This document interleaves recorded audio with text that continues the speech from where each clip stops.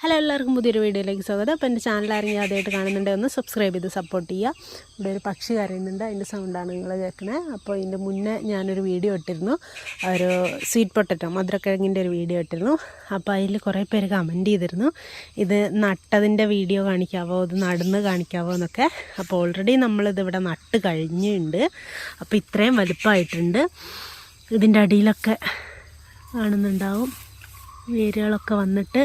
ഇതൊരു വള്ളി നട്ടിട്ടുണ്ടെങ്കിൽ തന്നെ ഇതിങ്ങനെ വേര് പിടിച്ച് പോയിക്കോളും. എന്നിട്ട് ഇതിൻ്റെ അടിയിലൊക്കെ കിഴങ്ങുണ്ടാവുകയാണ് ചെയ്യുക. സാധാരണ ഇതിൻ്റെ അടിയിലൊക്കെ കിഴങ്ങുണ്ടാവുകയാണ് ചെയ്യുക.